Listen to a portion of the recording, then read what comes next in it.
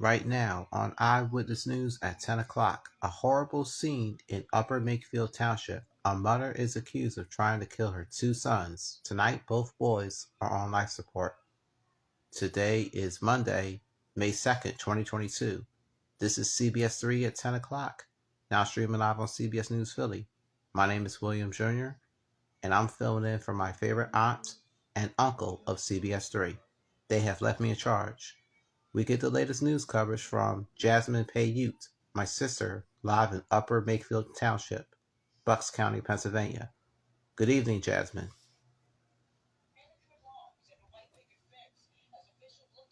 Gruesome attempted murder.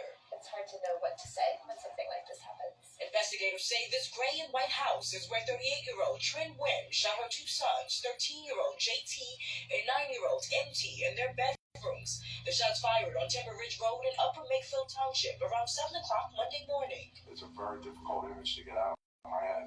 Upper Makefield Township police were called to the home after a 22-year-old who was in the duplex says Nguyen pulled a black husband. They say Nguyen attempted to fire two shots, but the gun jammed, giving the victim time to react. Wrapped her in a bear hug and eventually was able to disarm her. She then immediately fled. Hours later, police surrounded and apprehended Nguyen at the Washington Crossing Methodist Church about 6 minutes away from her home.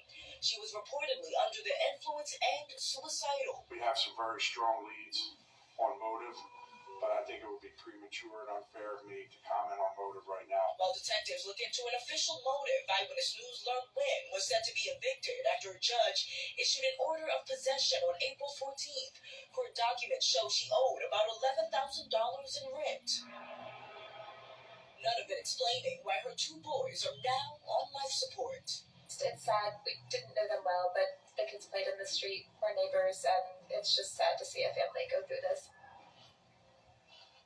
The Council Rock School District issued a statement saying they were deeply saddened by this incident involving two of their students. Regarding their mother, charges will be upgraded once they are taken off life support. There will also be a prayer event where the suspect was found tomorrow at 7 o'clock.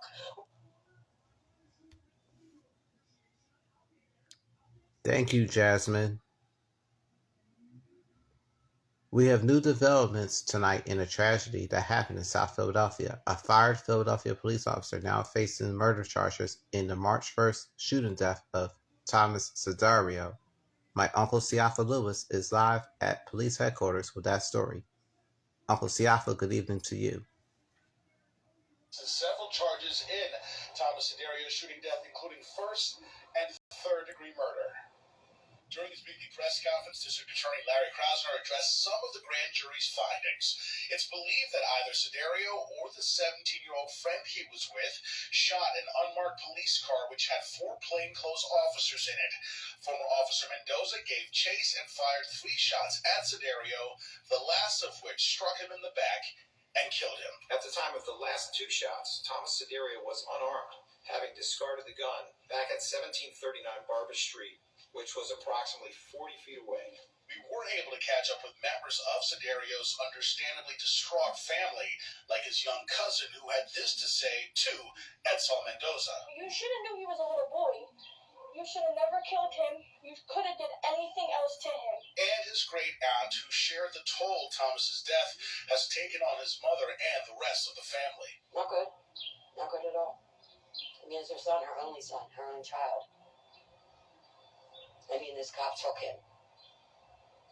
It's just not doing good. Nobody is. The whole entire family. And lawyers representing both of Thomas's parents spoke as well. It is devastating to learn that this was not only an unjustified shooting, this was murder. We still don't know what's going on with this 17-year-old who was accompanying my client when he was killed, and what, if any, role that 17-year-old has to play. In a statement, the Fraternal Order of Police said that, like every other citizen, Mendoza is entitled to due process, and we are confident that our judicial system will protect this officer's constitutional right to a fair trial. Thank you, Uncle Siafa. Authorities are trying to work to determine the cause of a fatal accident that happened in Ocean City. A worker fell from a lift on Jillian's Wonderland Pier this morning. 62-year-old Mr. Robert died from his injuries. Owners of the pier are sending positive thoughts and prayers to his family and promising a thorough investigation. The U.S. Embassy took a tip with Ukraine, so Democrats in Congress are eyeing a similar timeline to get a major supplemental aid across the finish line.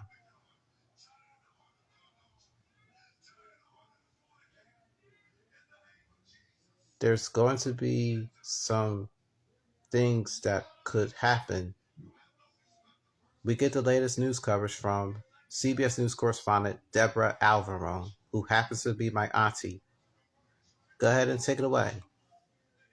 Carried civilians rescued from the bombarded steel plant in Mariupol to safety, and there are plans to evacuate more. This woman says all the time we spent in the bunker, they were bombing. House Speaker Nancy Pelosi and a delegation of fellow Democrats met with the Polish president in Warsaw after a secret trip to Kyiv over the weekend. This is crucial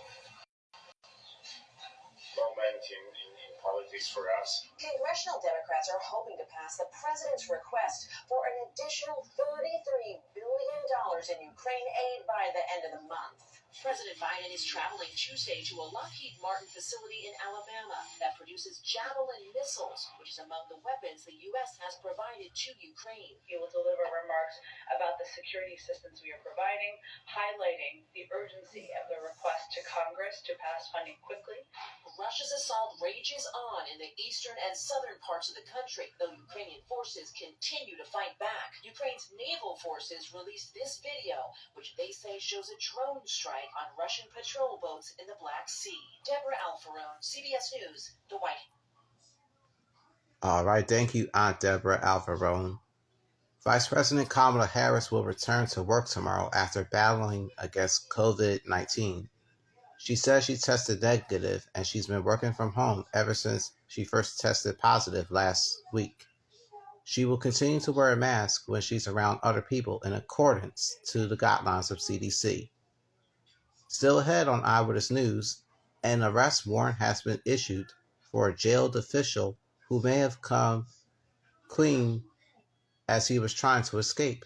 Plus, rats in Mayfair. They have a major problem, but Philadelphia is not doing their job to help. Plus, out of control. As the numbers start to crunch, we'll have that news story for you coming up when we see you back on Eyewitness News at 10 o'clock. Stay with us.